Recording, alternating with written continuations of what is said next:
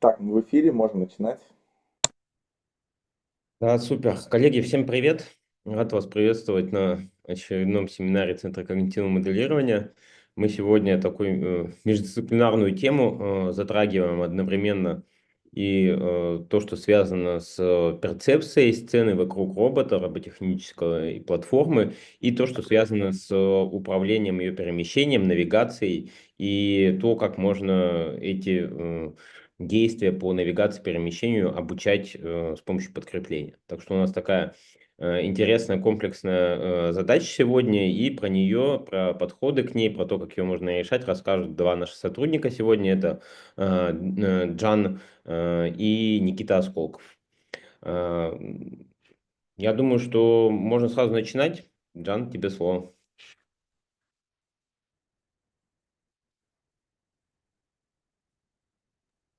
Всем привет. Сейчас нормально видно. Да, сейчас только на полный экран надо будет. Вот, отлично, все видно. Сегодня тема использования граф сцена для нейросетевой навигации робот. И окей. Я по-английски скажу. So first of all, let's talk about 3D scene graph in the robot control. And here we include two tasks. The first is the robot navigation, and the second is the manipulation task. Sorry, excuse me, John, maybe could you please a little bit up your camera? Just a little bit.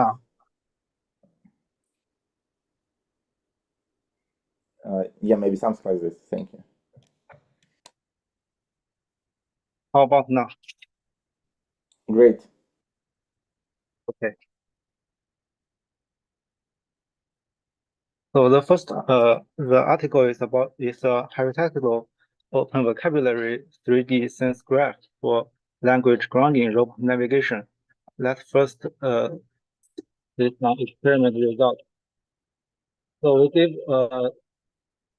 we give a text comment, go to the toilet in the bathroom on the second floor, and this Boston robot will go up the stair and from first floor to the second and get into the bathroom. And the second, we give a comment, go to the court in the office on the first floor, and it will go down from the stairs and to the first floor and find the court.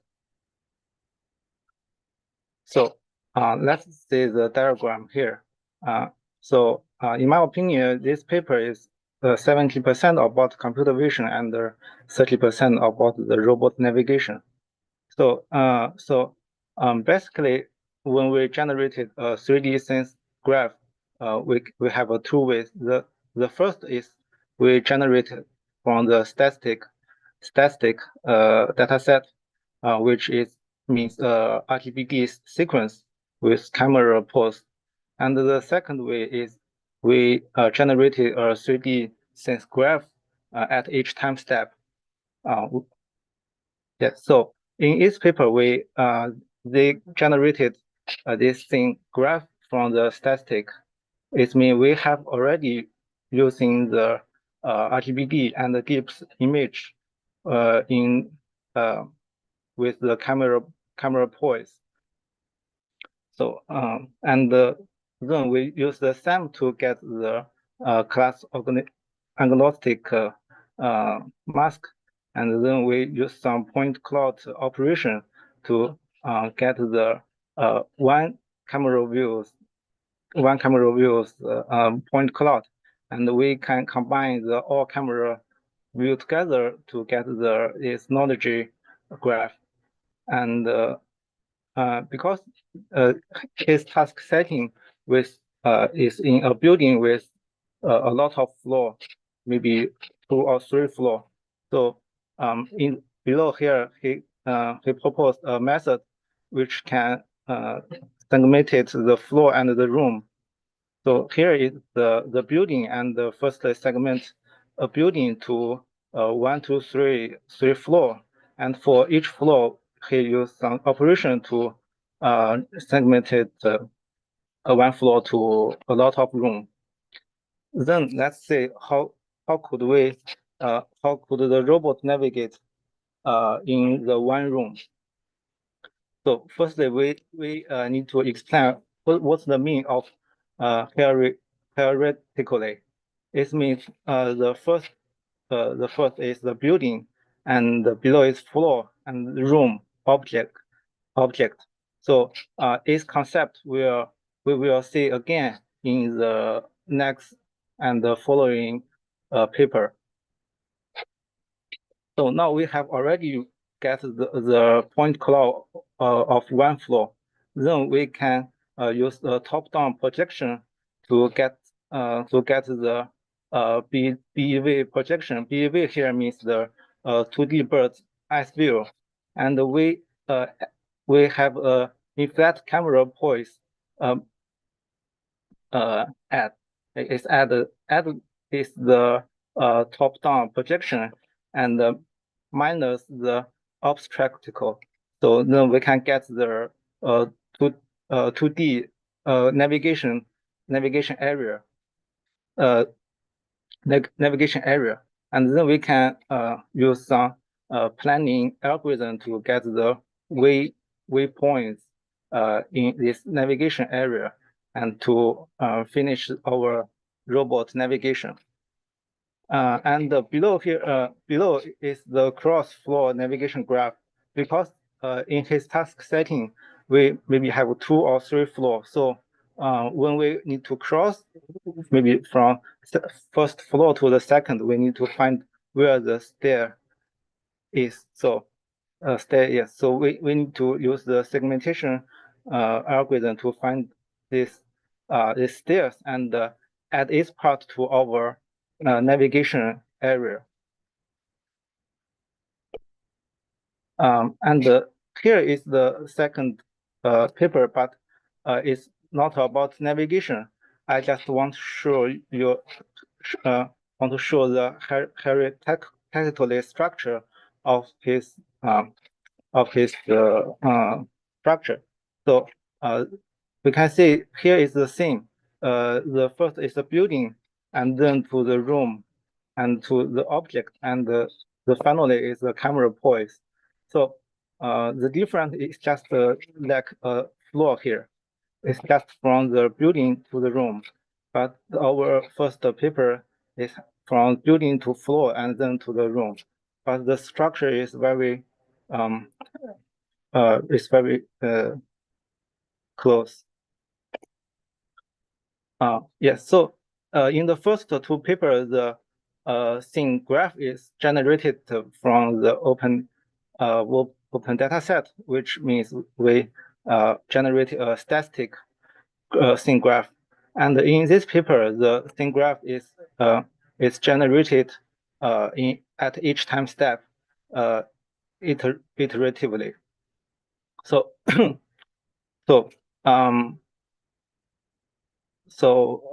what's the main idea of this paper? He purpose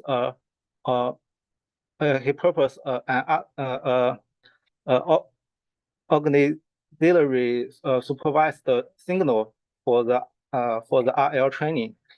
So it means it suppose another loss function and combine its loss function with the RL training to improve the performance of navigation. So our input is the image, the camera image from the robot, and in each time step the scene graph will update, and the edge here have 3 meanings, which is contents, on, and C. The blue note here is the agent in the environment, and if the environment see the table, so it will have a connection with the agent and the table. And the green note is the room, and the room contains the all object here, and contains the agent. So from the from the second time step to the third, the scene graph will update. Then let's explain what the diagram here. Because at each time step we have a scene graph and the image, so we have two input here, and the graph encoder here is the simple three graph attention layers. Because we have a so graph attention neural network is a type of graph neural network, and we also have the pure graph neural network and the graph convolutional neural network, and this one is the graph attention. Yes. So with its encoder, we got an embedding from the graph, and here with the recurrent unit, we have an embedding of time, and through to MLP, we got a matrix which means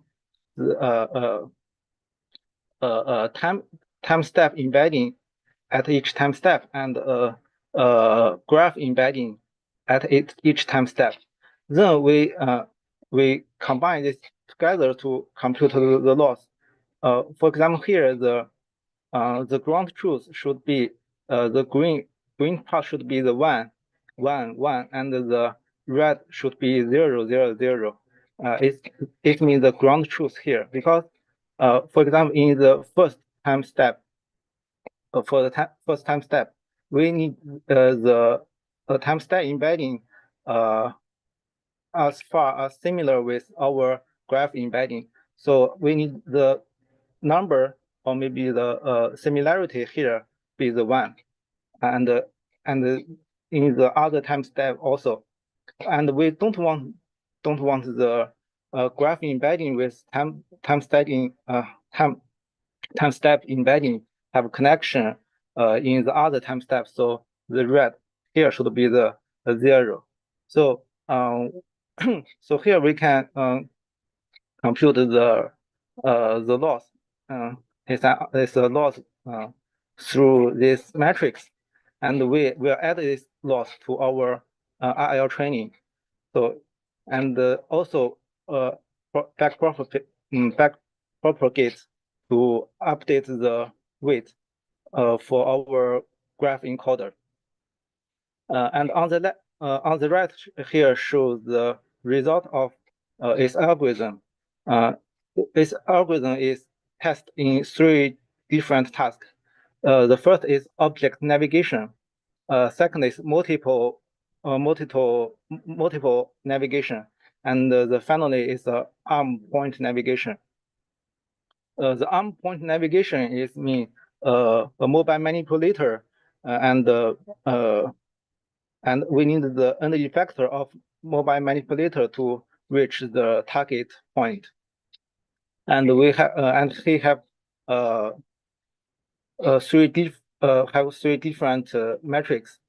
The RL means the pure RL, and here means the RL at the proposed loss. The first is success rate, and the second is the success rate by the path length, because it's a navigation path, and the finally is the length of each episode. And for the task arm point navigation, the matrix is a little bit different. Here means the success rate without disturbance. Yeah, so I think this paper is the most familiar with is a thing with our pipeline, which we'll introduce later by my friend. So it's the result in the simulation. In the simulation habitat. So we can see the pure target is the target of our navigation, and if and you can see the RL only algorithm cannot find the target, but when we add this spot loss, and he can success get to the target. And here is in another benchmark. And yeah.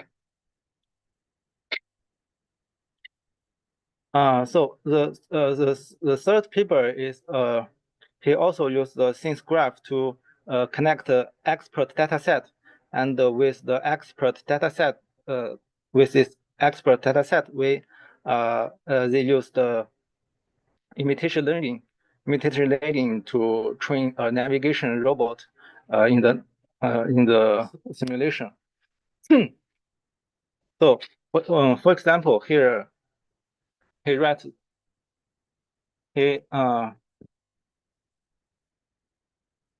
is a floor, and with a lot of different room, and a switch means the door. So, for example, we have it should be so it means the action of agent. So he means the agent go out of the office and turn right. Then we can connect its floor together, and we use and they use the traditional method RRT to connect the expert dataset and with its dataset to train a navigation robot. Okay, and here is the it's a new paper in this year. So its method is also online generation, not static. It means he generated sync graph at each time step, and here he combines with the traditional way with other methods. For example, so the otherwise output from a sync graph, each TV is next to the sofa, chair, or table, but but in this algorithm, they can understand more deeper, and the output in this living room, TV and sofa are on the both sides of the table. So, why can he achieve this difference? Because he also used the hierarchically structure. The first structure is the room level, and the second is group level, and the third is object level. The group level means he integrates different object with the same type together to get this group. And yeah, so she also used the the online generation, and the HCOT here means the hierarchically training of sort, and because for the online method, the agent need to exploration in the unknown environment. So how could we choose the exploration direction? We need to they use the scenes graph and through the chain of thought to get a frontier with the highest score. It means the most hopeful direction for agent exploration, and he used a deterministic local policy to output the agent action. And the finally is the graph encoding learning and usage. So in its paper, it's not about 3D scene graph and not about robot navigation. So in this paper is combine. So he regards the neural network, deep learning neural network as a graph, and each node represents an operation in the neural network. For example, the ReLU activation function and the add, or maybe other operation. And the edge of its graph is the tensor. and the testing floor between two nodes, maybe from through the ReLU or other operation. So he regard the neural network architecture as a graph, and combine the graph neural network and the large language model to improve the performance of deep learning neural network. Yes. So the second part we will discuss some open data set and some benchmark, and then we will introduce how could we build custom scene and get the scene graph from the ISX scene ground truth.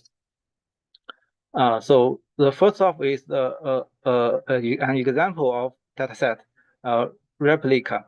So what is so in this dataset, the information includes the glimpse image and RGB image and their camera poise, and camera poise. So so with this information, we can generate a point cloud in Open3D. Yeah. So here's other data set, but almost the same. But you can see some data set. For example, the replica only have one room, but other have a 2 or 3 floor, and it will be good. So here is the comparison of different data sets and the link here. So then let's discuss how could we build a custom scene in ISX scene, because in the simulation we know the all ground truth information, so we can add a camera in the custom scene and get the deep RGB image and the camera poise relative to the word frame. So how could we add the object?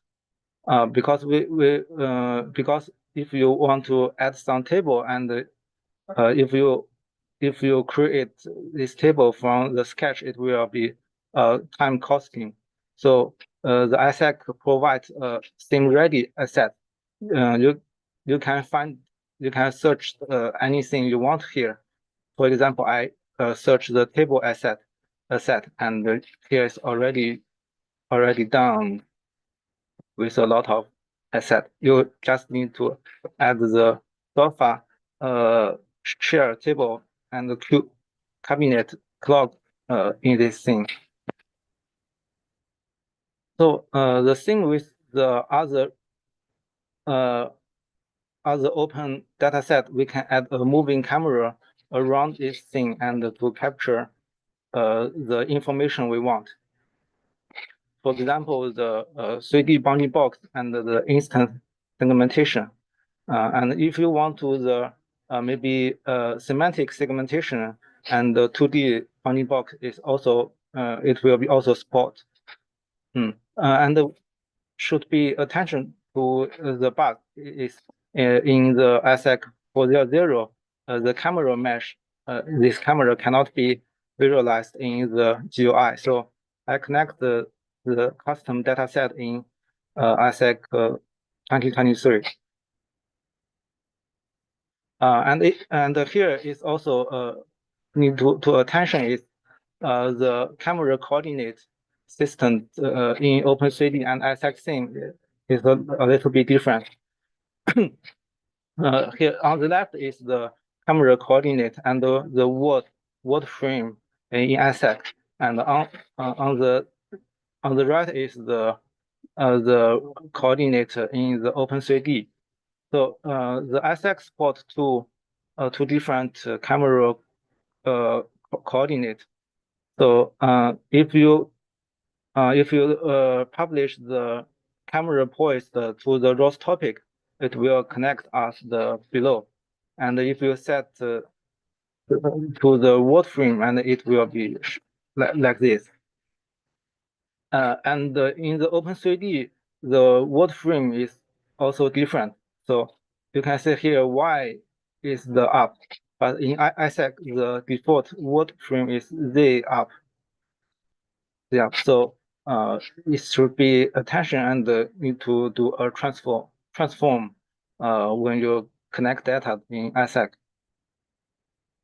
So how could I connect the data? I publish the all information I want to the ROS topic, and I only test in the ROS noetic because Isaac ROS bridge is support in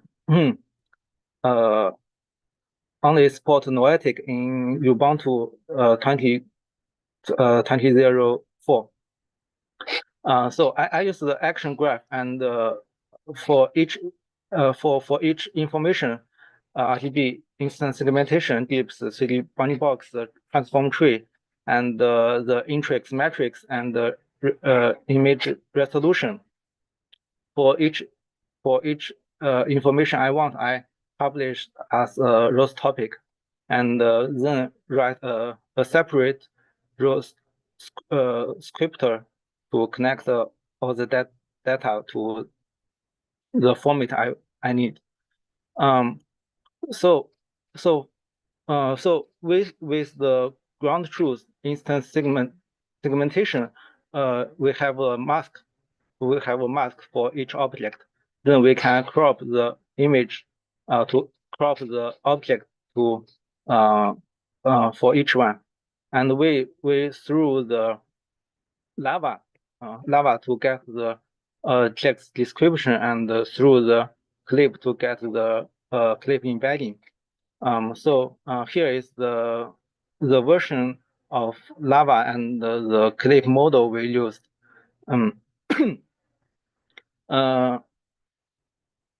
Yes. So in the end, for each object, we have this 4 different information, include the 3D bounding box poise, including position and orientation, 3D bounding box size, and clip embedding from the open clip, and the text description from the lava. Yes. So with this data, we can test the BBQ algorithm. The BBQ is a baseline from Sergey in our lab, and here is the diagram of his algorithm. Yes, and Tatiana. So the input is the RGBD sequence, which include RGB dips and camera poise relative to the word frame, and we can separate its diagram for maybe 4 or 5 parts. And the first part is left top. We can get the class agnostic 3D object map, and then we we cluster from the camera points and get a best view for each object. And and this part we with the best view of each object through the lava or the clip open clip to get the clip embedding and the text description. And finally, we got a 3D scene graph. Here you can see the relative position between the different objects, and so through this way we can query through the LLM with our text promote. So here's the example: facing armchair, select the left lump, and we and in the end he can find the where is the lamp is in the with the help of scene graph.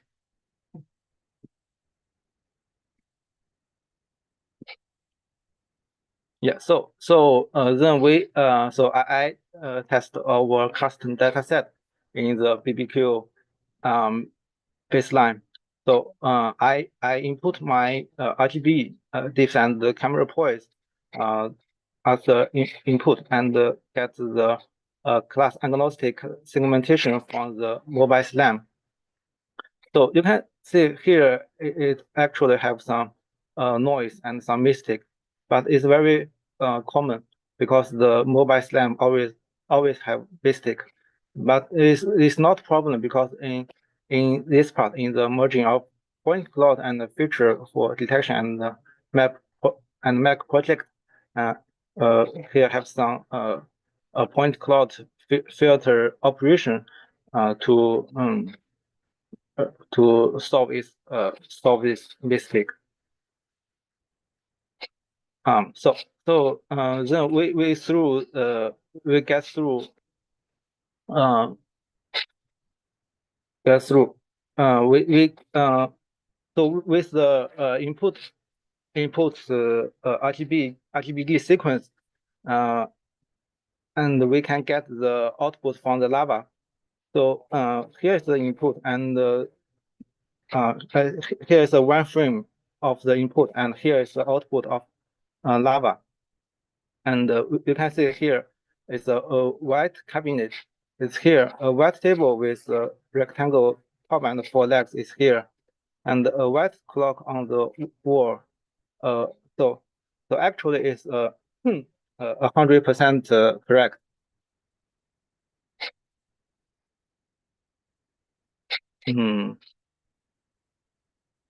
Yes.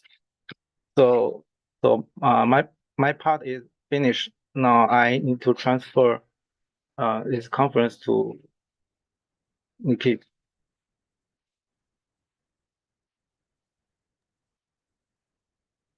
Окей, thank you very much, Джан. Никита, тебе слово. Да, спасибо сейчас.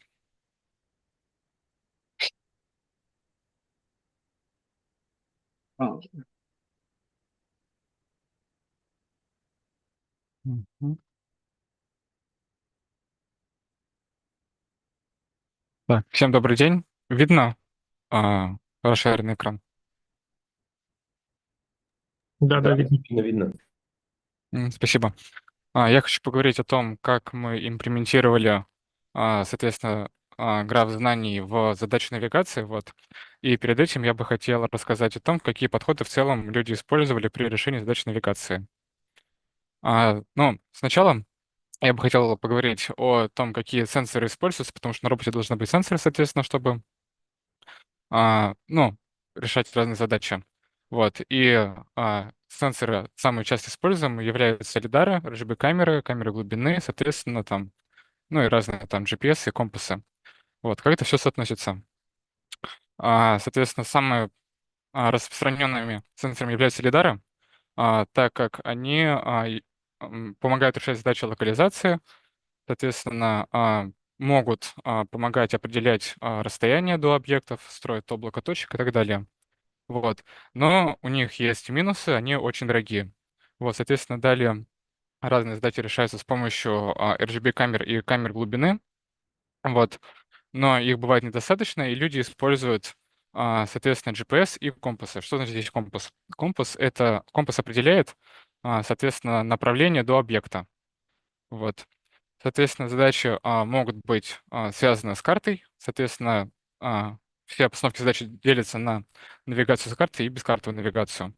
Вот, соответственно, преимуществом навигации с карты являются то, что мы знаем расположение всех объектов, мы знаем расположение робота, можем локализироваться и так далее.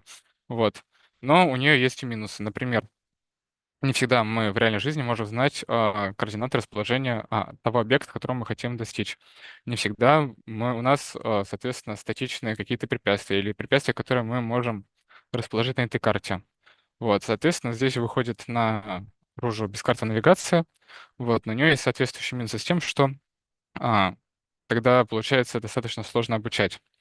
Вот, а далее я хотел бы поговорить о том, что ну, уже об обучении. Вот, и в обучении RL у нас есть, соответственно, функция награды. И функции награды бывают разных типов, бывают непрерывно, бывают разряженные. Вот, также поговорю об их плюсах и минусах. Вот, плюс непрерывной функции наград в том, что мы получаем награду, то есть отклик от среды в каждый момент времени. Но так как задаем мы непрерывную функцию награды обычно какой-то функции, эта функция может быть неоптимальной, и, соответственно, у нее могут быть какие-то локальные меню, в которые мы можем скатиться. Вот, обучение либо замедлится, либо вообще, соответственно, прекратится. Вот. Соответственно, антагонистом непрерывной функции наград является разряженная функция наград. Они таким проблем нет, но у них есть другая большая проблема. Проблема заключается в том, что они могут являться редко достижимыми. Вот. И, соответственно, мы идем далее. И есть несколько подходов обучения. Прямые обучение с расписанием, иерархическое обучение. Ну, вот эти самые популярные подходы обучения, которые мы можем использовать. И, соответственно, если прямой, ну, это самый простой подход обучения, когда у нас просто есть какое-то начальное состояние, мы хотим прийти в какое-то конечное состояние, мы никаких хитростей не используем. Вот, обучение с расписанием, соответственно, это то, когда мы каким-либо образом упорядочиваем задачи нашего агента так, чтобы мы достигали от более простых задач к более сложным задачам, переходили. Вот.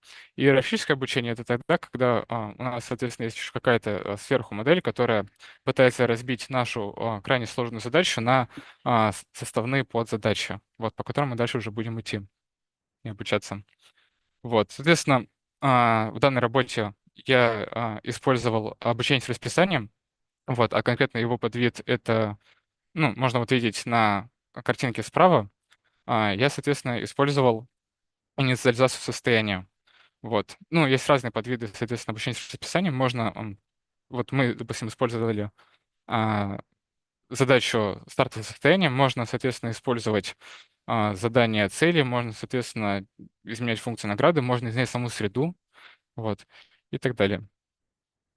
Вот. Далее хочу поговорить о типе задачи. Тип задачи мы можем, соответственно, планировать траекторию, и мы, соответственно, можем управлять непосредственно роботом. Вот. Ну, о чем здесь? Планировать траекторию — это так, когда мы в каждый момент времени планируем какую-то траекторию, и дальше уже есть какой-то контроллер, который старается поехать по этой траектории, и, соответственно, таким образом мы доезжаем до цели. Вот. Задача управления — это о другом. Мы не планируем никакую траекторию, мы, соответственно, принимаем на вход какое-то изображение с камеры, еще что-то, вот, и управляем непосредственно либо скоростью робота, вот, либо, соответственно, говорим роботу, поверни налево, поверни направо или едь прямо. Вот. У нас, соответственно, второй случай задача управления, и мы управляем скоростями. Вот. Хочу перейти дальше, соответственно, уже к нашему пайплайну. Вот. И поговорю о постановке задачи. Здесь, соответственно, неформальная постановка задачи. У нас есть цель достичь заданного положения. Что значит заданное положение? Заданное положение — это значит, у нас есть объект, в данном случае миска. Вокруг объекта есть какой-то радиус. Вот. И если мы достигаем этого радиуса и, значит, смотрим на миску с какой-то погрешностью, то у нас, соответственно, а, заданное положение достигнуто. Вот. Соответственно, есть пространство состояний, пространство действий. Пространство состояния у нас здесь совпадает с пространством наблюдений, то есть с данными с камеры. Вы можете их видеть на картинке сверху. Соответственно, граф знаний и скорость базы, линейная и угловая. Вот. Пространство действий — это скорости базы, соответственно, линейная и угловая скорости. Хорошо. Пойдем дальше. Вот, расскажу немножко об используемом подходе. У нас есть, соответственно, поговорю о терминальном состоянии. У нас есть два условия успешного выполнения задачи.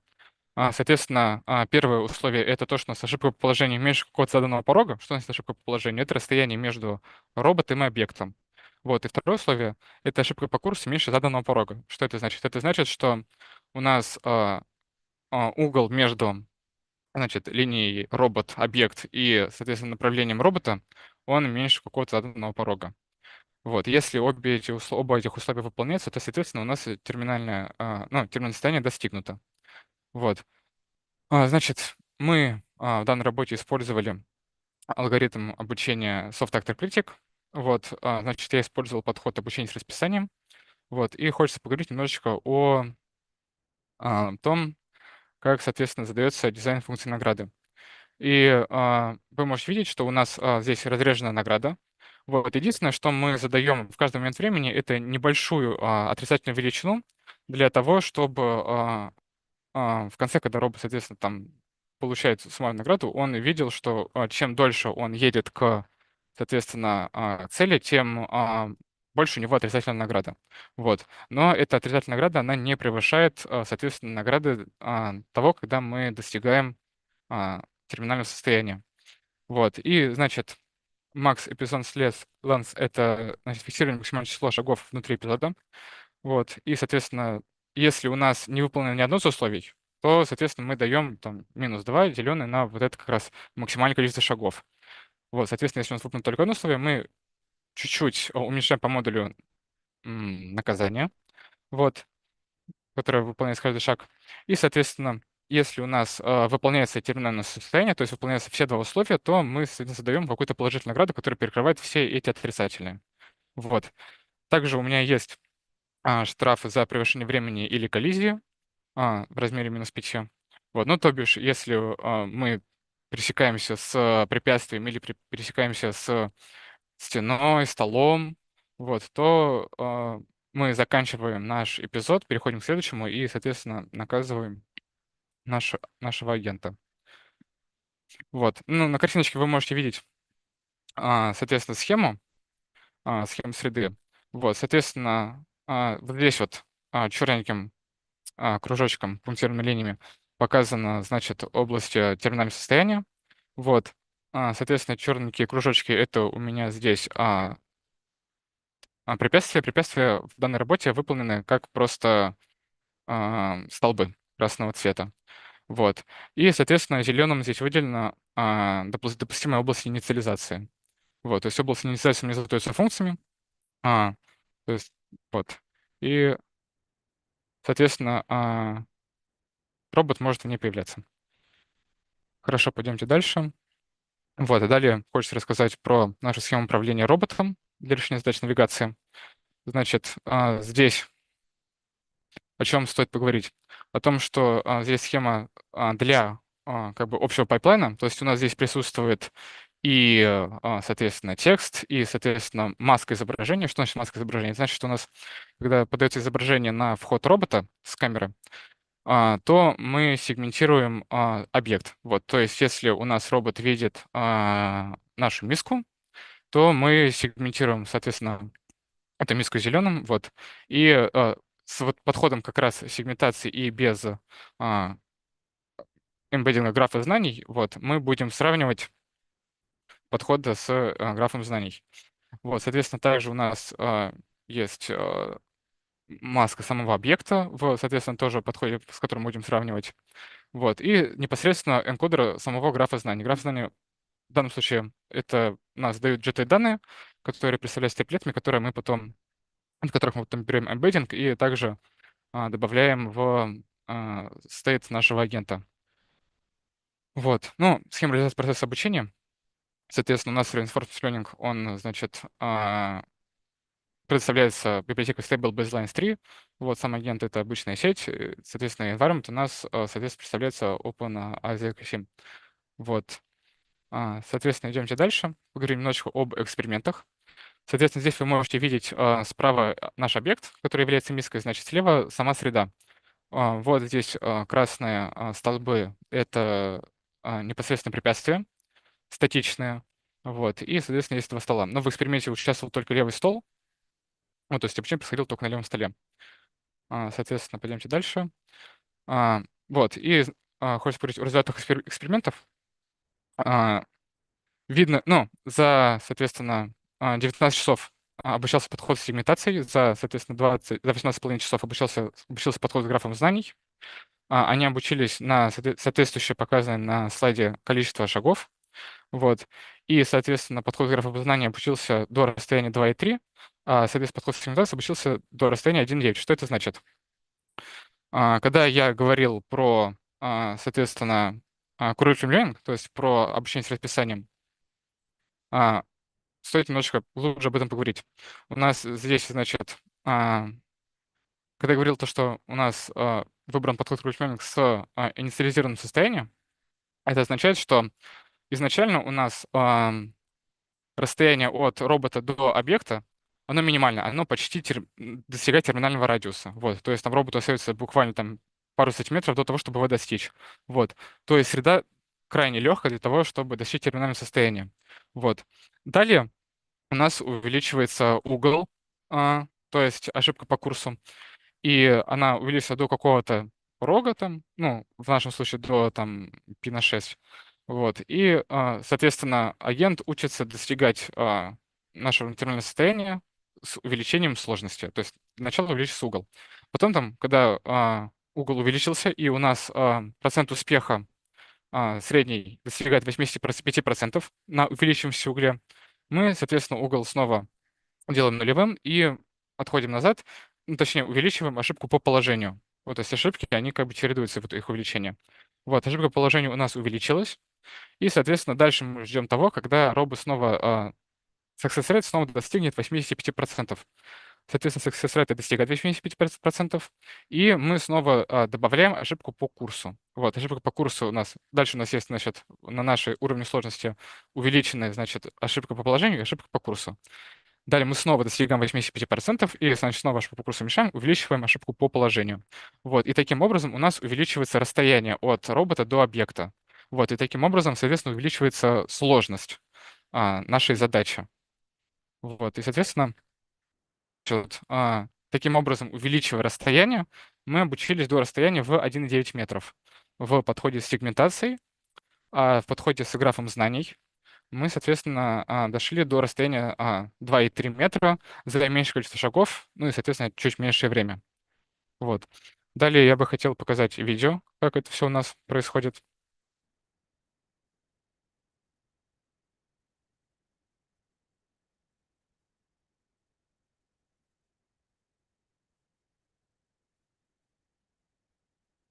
Вот. Здесь, соответственно, видео подхода с графом знаний. Вот. А, Подход с сегментацией такой же, просто на меньших радиусах он достигает в более слабых, соответственно, позициях. А, Вот. И стоит еще добавить то, что если мы рассматривали усложненную среду с препятствием, также были эксперименты, когда среда была простой. Вот здесь, соответственно, граф знаний показывал себя чуть-чуть хуже. Вот. То есть граф знаний в целом показывает себя лучше на более сложных средах. И далее я бы хотел перейти к выводу. Вот. Значит, что мы можем сказать? Можно сказать, что использование графа знаний является перспективным направлением тогда, когда среды у нас сложные.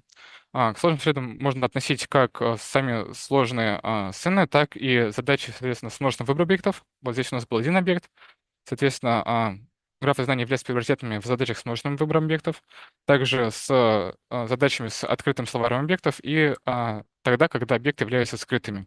Вот. Соответственно, без графа знаний мы никак не сможем найти скрытый объект, то есть здесь даже граф знаний, можно сказать, является необходимым. Вот. И проведенные эксперименты, соответственно, показали, что сложность среды довольно графа знаний ускоряет обучаемость. Спасибо за внимание. Вот. Я буду рад ответить на ваши вопросы. Да, коллеги, спасибо большое вам за рассказ. Вопросы? Да, коллеги, можно я начну? Давай. Спасибо. Так, первый момент, ну давайте с конца начнем. Вот вы много и пространно, вот Никита, вы много и пространно объясняли про то, что вот, там увеличивали расстояние, увеличивали угол, там достигало все время success rate 85% и так далее. А можно ли построить такую красивую табличку, типа хитмапу, где по осям, допустим, по горизонтали ячейки будут это расстояние, ну или какие-нибудь диапазоны расстояния, по вертикали это будут углы, сами элементы, это будет success rate, который типа робот достиг, при таком сочетании, искажений там начальных положений, да, там расстояние начального положения от центра, да, и угла поворота. Можно ли такую табличку сделать? Но у меня нет логирования углов, соответственно, только логирование сейчас есть расстояние. Но, в целом ее возможно сделать. Вот. Ну, соответственно, не прямо сейчас. А success rate вы тоже меряете, да? Success rate у меня всегда меряется, да. Success rate — это, соответственно, ну, у меня есть, соответственно, разные положения этой миски, вот, и success rate меряется условно на 30 эпизодах, вот, ой, 60 эпизодах.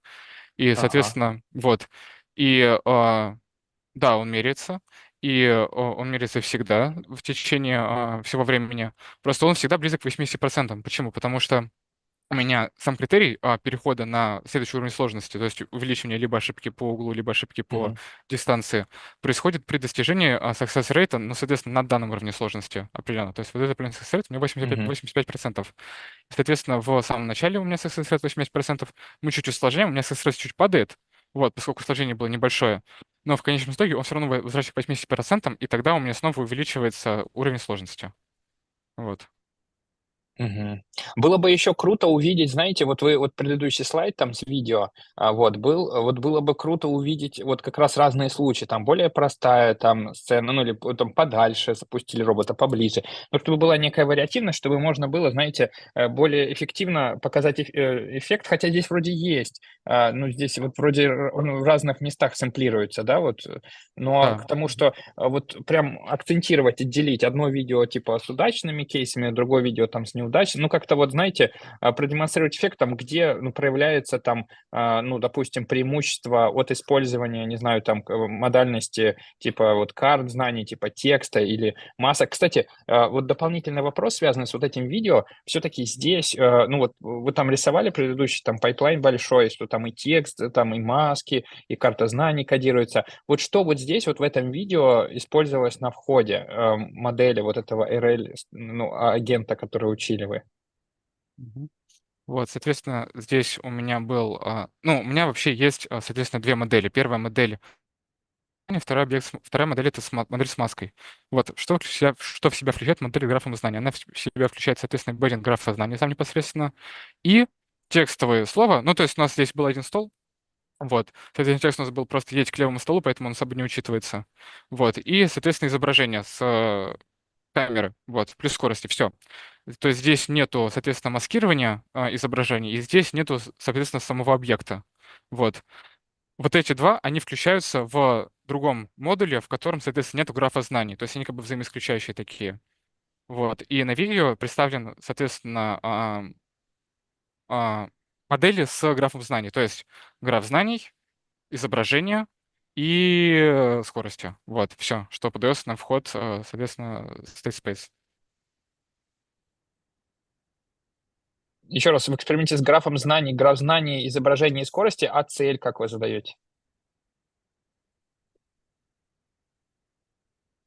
Цель задается, она не задается. То есть там цель просто сказана, допустим, текстом «едь к Ну вот миске на текстом, ну левом вот, ну столе», да-да-да, все. ну вот, И, ну соответственно, все. поскольку объект у нас один, мы можем не разделять текстом на разные объекты, подъезд к миске или подъезд к яблоку, у меня просто подъезд к миске, и все. Вот, она больше никак типа не выделяется, эта цель. Хорошо. А скажите, ну тоже вы пока вы сказали, что вот, допустим, графом знаний получается чуть быстрее учить. Это вот по сравнению, еще раз, вот можно вот туда, вот, где было вот эти вот два результата, там, вот, здесь подход сегментации. А вот время обучения тоже, вот 19 часов, 18 часов, 18,5 часов, то есть они, да, то есть эффект, он немножко даже и по времени инференса, наверное, даже заметен, да, то модель более легкая получается. А, кстати, а вы здесь учитываете, ну, то есть здесь же энкодер графа тоже учится у вас, да, в процессе обучения? Да. Вот, соответственно, даже вот можно чуть больше сказать. Вот я еще давал комментарий, что когда у нас была простая среда, подход сегментации, он был чуть-чуть лучше. Вот, это потому что сам подход к графам знаний, когда обучается энкодер, вначале он чуть-чуть приседает по success rate, вот, и он чуть дольше обучается именно вначале, но потом догоняет в конце. Вот, если мы берем простую среду, то, соответственно, подход сегментации является приоритетом. Вот. Но здесь, несмотря даже на небольшое отставание подхода с графом знаний в начале, когда обучается сам эмбеддинг, а, ну вот сам вот эта модель, которая дает нам эмбеддинг, вот, он все равно по итогу оказывается чуть быстрее. Вот конкретно вот в этой среде, когда у нас есть препятствия. А еще скажите, а вот по потреблению ресурсов, вот эти оба пайплайна, они приблизительно одинаковое количество видеопамяти потребляют, ну, во время обучения или инференса? Вот расскажите немножко про это.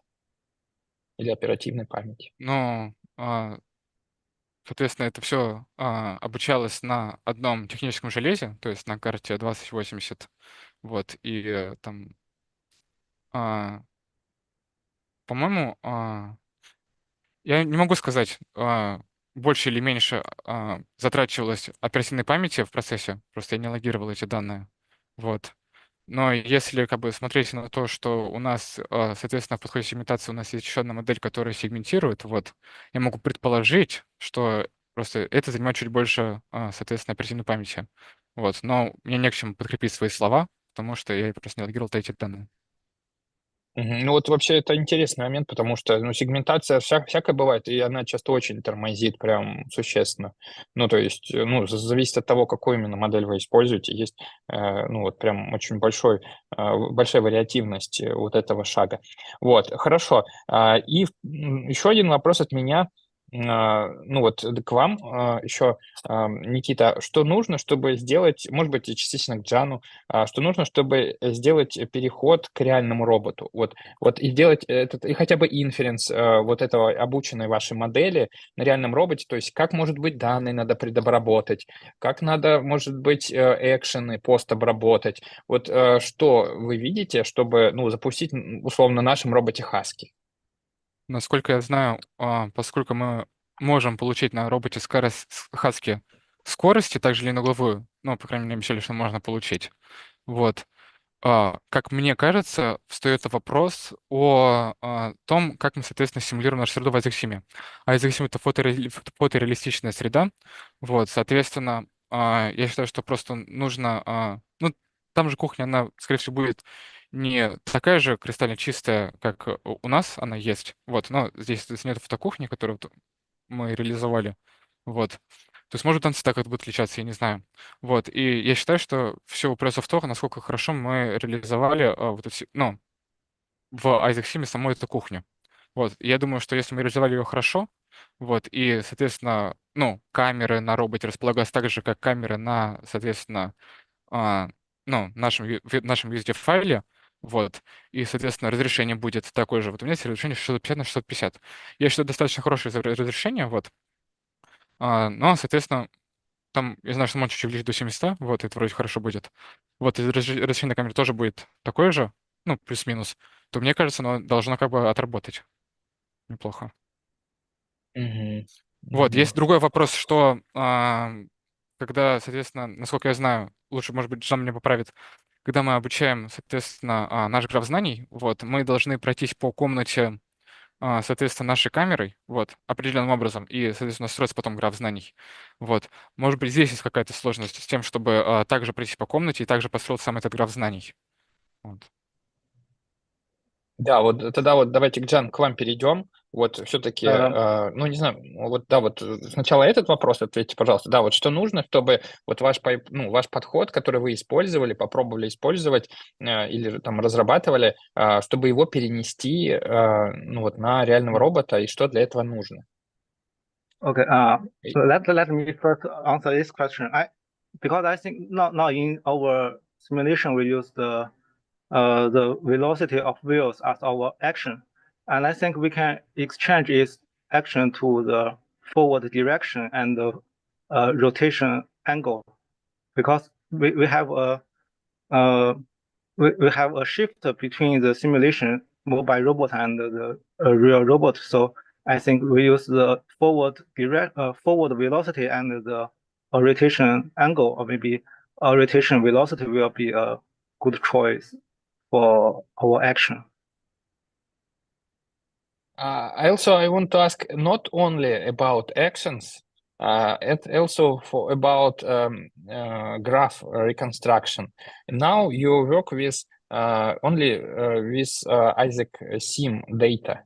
You make a synthetic generator of 3D scene graph. Also, you try to use BBQ for this task, but for real data, for real camera, for real depth maps, you will receive more noisy result, noisy graph. What about it? And what do you think about real experiment? I think it's totally not a problem. But the only difficulties is how could we get the poise of camera? Because I saw in some paper they got the camera poise from the mobile robot with the odometer, and I use the ground truth camera poise in the simulation. But in the real world, how to get the absolute poise of camera relative to the word frame is the only difficulties. And about the noise in the real world camera, I think it will not be a problem. Okay, and if you will receive data with pause, you can try to reproduce your pipeline and try to receive some results, I think, yes? Because we have pipeline for pause estimation for our robot, for example, in our case. With our partners, for example, we can receive this pause for kitchen environment or another environment. For example, it's possible to receive quite exact, quite precise pose, but I think it will still have error, maybe 10 centimeters or less, maybe 5 centimeters pose error, but it not will be accumulate. It will be constant error in this range. I think 5 to 10 centimeters. Using we use usually localization on global map, and we will have global pose, and I think this is what you need for your purpose. Okay, could I say something about our experiment? It will be good if previously we will train on the simulator data, and next transfer on real robot, and we will make only inference on real robot data, not training, and it's very challenging. I think. Okay. Yeah. I have some idea to improve our training baseline. Nikit, could you transfer to the diagram schema? This? Yes. So I think the true improvement is the first is about the graph encoder, because so my next my plan is to use the graph neural network, maybe simple graph neural network, maybe convolutional graph neural network, or maybe the graph attention neural network. But I think it will must be changed, not to use the MLP.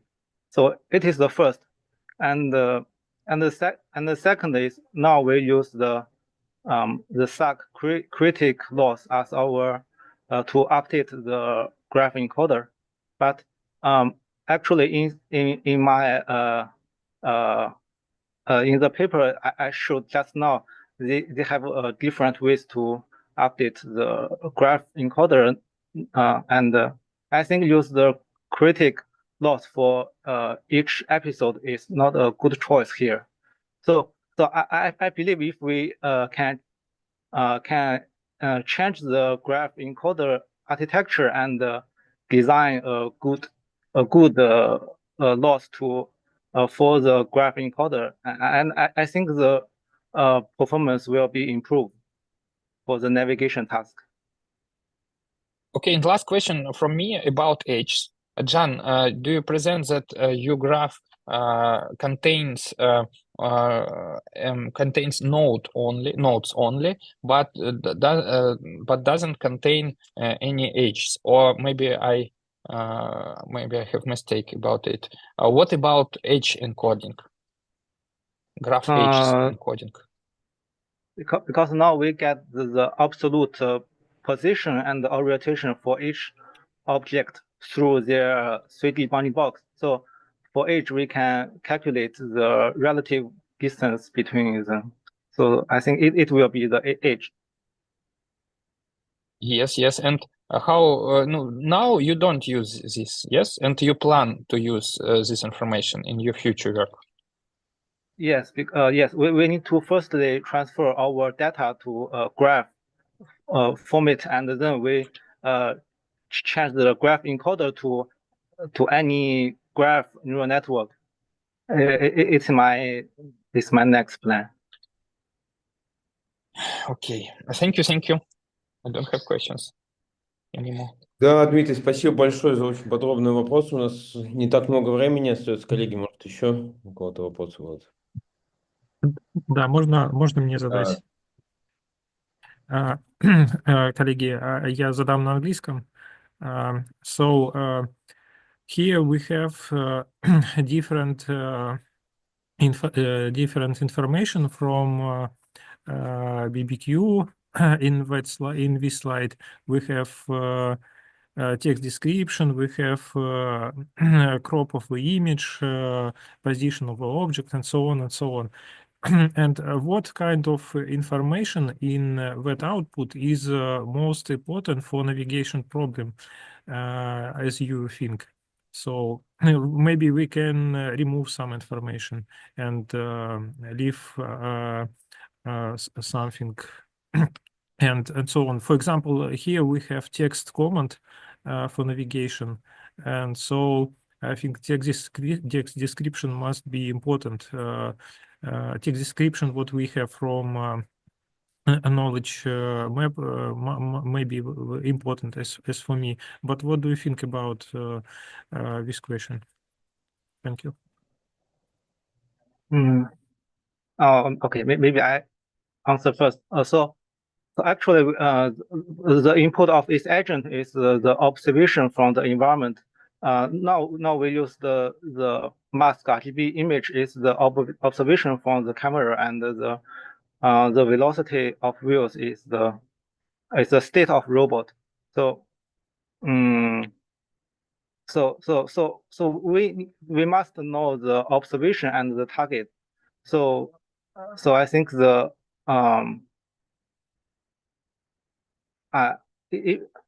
so I think we can keep the one of RGB image or one of wheels velocity, and the target need to given by the text description or by the target object mask, and between these two we must keep one of them. Разреши тогда прокомментирую твой ответ на русском. Вот. Хочу, да, я напомню, что, соответственно, у меня есть две модели. Одна из них с графом знаний, вторая с маской. Вот. И, соответственно, в модели с графом знаний у нас нету, соответственно, сегментации самого изображения и нету фото самого объекта. Вот, маскировано или не маскировано. И у нас, соответственно, в постановке задачи есть только данные с камеры, граф знаний, скорость базы. Вот, ну, плюс текст, да. Соответственно, объекта у нас нету, но текст нам необходим. Ну, и Джан сказал о том, что мы должны оставить один из них. Вот, я считаю, что нужно оставить текст, потому что мы можем с помощью текста задавать, к какому объекту мы можем ехать. Вот, соответственно, ехать мы к миске можем, или к яблоку, или еще к чему-то. Вот. И, соответственно, здесь текст помогает нам понять, к какому объекту нужно ехать. Соответственно, изображение нужно, потому что без изображения что не сделаем, а граф знаний необходим, потому что, соответственно, нам нужно определять, есть ли скрытые объекты, или он, наоборот, помогает нам обучаться, даже если объекты не являются скрытыми. Окей. Понятно. Спасибо, thank you. Ну, я бы добавил, коллеги, что тут нужен ablation. Вот вопрос Дмитрия Александровича очень правильный, то есть нужно делать ablation, нужно делать больше экспериментов, и было бы круто увидеть их, реально. Тут много очень степеней свободы в алгоритмах, о которых вы говорили. Вы только первые результаты нам показали. Очень хочется в ближайшее время увидеть таблички, сравнения. Будем очень ждать от вас. Да, я тут тоже присоединюсь, конечно, это только такая начальная работа, но она очень перспективна. То есть я бы сказал, что вообще обучение представлений, обучение с подкреплением очень важная тема, и там графовые представления, они особенно для вот такой роботехнической задачи особую роль играют. Поэтому, конечно, тут еще можно много всего покопать. Надеюсь, ребята это в ближайшее время сделают и получат интересные результаты.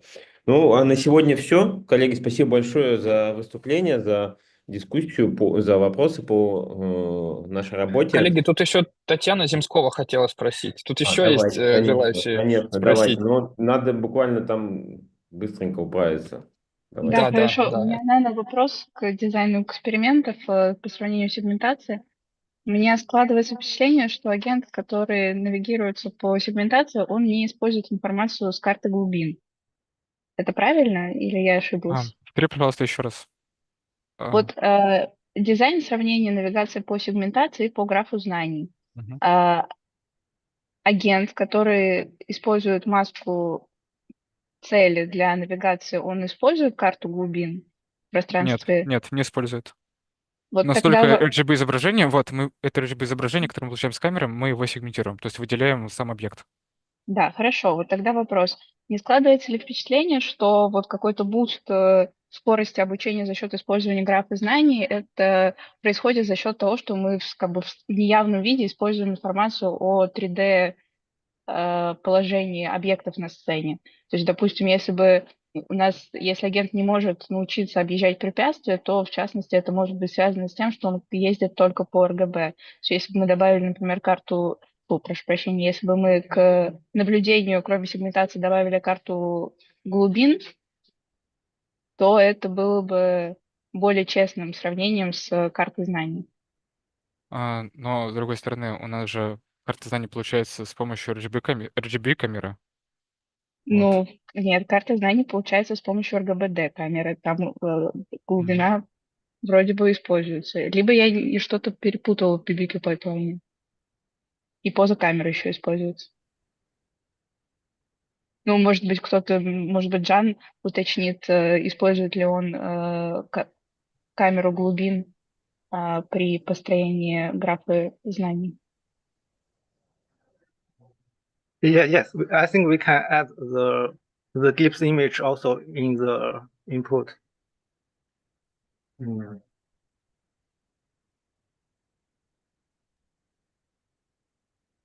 Просто, ну, я же в самом роботе, у меня и там RGB камера. Я согласен с тем, что карта знаний дает в явном виде расстояние между объектами и, соответственно, расстояние между роботом и так далее. Но в этом-то и была идея, собственно говоря. Да, но я согласен с тем, что можно, соответственно, попробовать эксперименты с камерами глубины. Вот. И, соответственно, мы, наверное, это реализуем тоже. Хорошо, спасибо. Да, спасибо за замечание. Хороший вопрос, на самом деле, да, с информацией о глубине, и насколько я вот понял тоже по рассказ ребят, они ее не используют, ее обязательно надо правильно обрабатывать и включать в сам пайплайн. Да, Тань, спасибо большое за вопрос. Коллеги, еще раз спасибо за выступление. Все, кто нас слушали, смотрят записи, спасибо за ваше внимание. Подключайтесь к нашим следующим семинарам. У нас еще до конца года состоится 2 семинара. Будет интересно. Будем говорить и про обучение с подкреплением, и про планирование действий манипулятора. Так что подключайтесь. Ну, а на